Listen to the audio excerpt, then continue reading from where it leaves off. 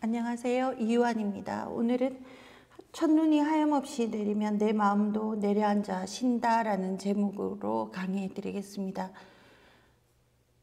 저번 주에 눈이 굉장히 많이 왔는데요.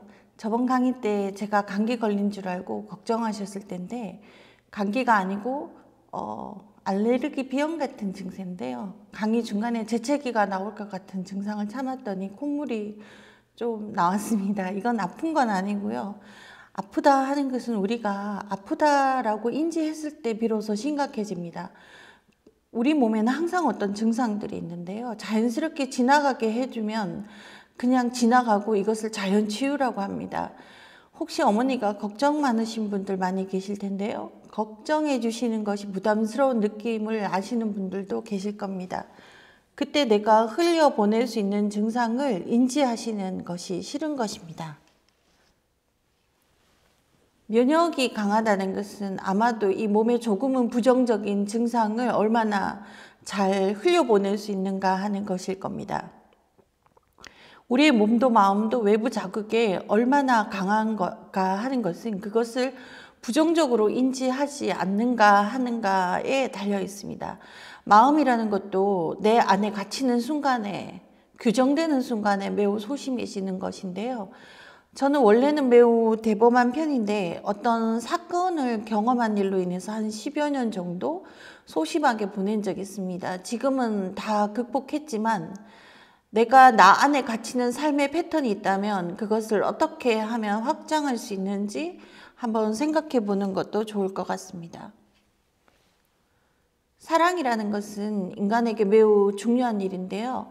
그래서 내가 어떤 방식으로 사랑을 하고 있는지 한번 살펴볼 필요가 있습니다. 사랑하는 방식이라는 것은 그 사람에게 어떤 삶의 패턴을 결정짓는데요. 만약 불 같은 사랑을 하고 있다면 불처럼 타버릴 수 있고요. 바다 같은 사랑을 하고 있다면 어떤 바다의 원초적인 에너지를 갖고 살게 될 것이고, 혹은 늪 같은 사랑을 하고 있다면 늪에 빠진 것처럼 허우적대면서 살게 될 것이고, 촛불 같은 사랑을 하고 있다면 예쁘고 안전하지만 어느 순간 초가 다 타서 꺼져버릴 것이고요. 우주와 같은 사랑을 하고 있다면 우주처럼 무한한 자유를 느낄 수 있을 것입니다. 수많은 사람의 사랑이 저를 거쳐갔고 또 저의 사랑 또한 수많은 사람의 가슴속을 지나갔을 것이고 또 지금도 누군가의 가슴속에 존재할 것입니다. 저를 만나기 위해 태어났다는 사람도 어느 순간 갑자기 아무 이유 없이 연락을 끊기도 했고, 내가 목숨을 바쳐서 보호하려고 했던 사람도 어떤 오해 때문에 저에게 등을 돌린 적도 있습니다. 저는 모른 척하긴 하지만 사람들의 마음과 생각을 어느 정도 읽기는 하는데요. 그럼 사실 슬퍼할 일도 상처받을 일도 없습니다. 기분이 썩 좋지 않은 그런 생각을 읽을 때도 많지만 이해를 할 수 있다면 상처는 받지 않습니다. 왜냐하면 사람들에게는 다 그만한 사정들이 있는 것이거든요. 불 같은 사랑은 어떤 외부적인 상황에 따라서 불이 꺼져버리지만 바다와 같은 사랑이나 우주와 같은 사랑은 아무 영향이 없습니다. 물론 인연을 혼자서 끌고 갈 수는 없으니까 예전같이 지내지는 못하더라도 사랑은 영원하고 무한하게 할 수 있습니다. 사랑은 영원하고 무한하게 하는 것이 가장 좋은 것 같습니다. 사랑하는 사람과 함께하고 싶은 욕망은 절대 사랑의 실체가 될 수 없고 사랑과 애욕을 혼동하시는 분이 계신데 영원하고 무한한 사랑은 애욕이 될 수 없습니다. 사랑의 실체는 아마도 내 마음에 있는 것일 텐데요. 내 마음이 변함이 없다면 사랑은 영원할 수 있다고 생각합니다.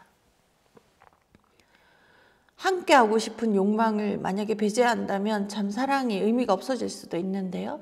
그런 욕망을 없애라는 것이 아니고 그것이 성취되면 즐겁겠지만 어떤 그것이 본질이 아니라는 것입니다. 불교는 본질이 무엇인가를 알고 현상에 좌지우지되지 않는 것을 말합니다. 우리가 몸을 받아서 살아간다는 것은 물질적, 육체적 차원의 여러 가지 즐거움과 괴로움을 마음이 함께 느끼게 되는 그런 환경을 말합니다. 마음이 본질이라는 것을 알지 못한 채로 현상의 즐거움과 괴로움을 느끼게 되면 그것이 바로 고통이 됩니다. 즐거움을 느낄 때에도 이 즐거움이 사라질까 봐 아니면 혹은 괴로움으로 바뀔까 봐 두렵고 불안하기도 한 것입니다. 하지만 마음의 본질을 알게 되면 즐거움은 즐거움대로 느끼고 괴로움은 지혜로 전환하는 계기로 삼으면 또 다른 어떤 즐거움을 갖게 되는 것입니다. 사랑하는 사람과 함께 하지 못해서 괴로운 사람은 그 사람과 함께 하는 것이 얼마나 즐거운 것이었나를 떠올리면서 더욱더 그 사랑이 깊어지게 할 수도 있고 그리움도 더 강하게 가질 수 있습니다. 만약에 그것이 사랑하는 사람의 그 마음이 변해서가 아니라 어떤 나쁜 상황 때문이라는 걸 이해하게 된다면 그 사람을 도와주기 위해 노력할 수도 있습니다.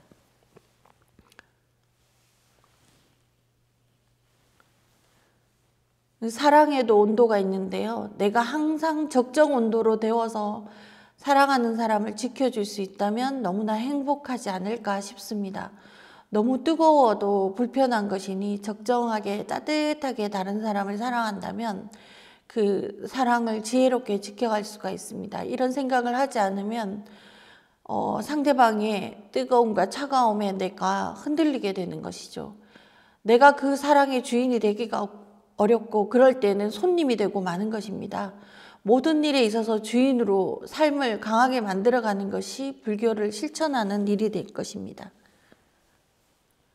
아침에 일어났더니 설거지가 잔뜩 쌓여 있어서 좀 하기 싫은 생각이 일어났는데요. 그래서 물을 틀어서 그 물로 설거지를 다 할 생각을 버리고 그릇을 하나씩 닦았습니다.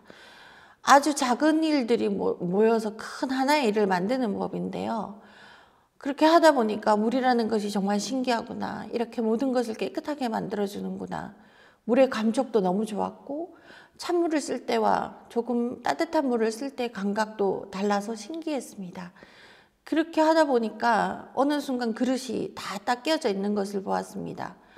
그 순간에 물에게 감사한 마음이 일어났고 인생은 이렇게 그릇이나 물 또 여러 가지 사랑하는 사람들 수많은 만남으로 이루어져 있는데요.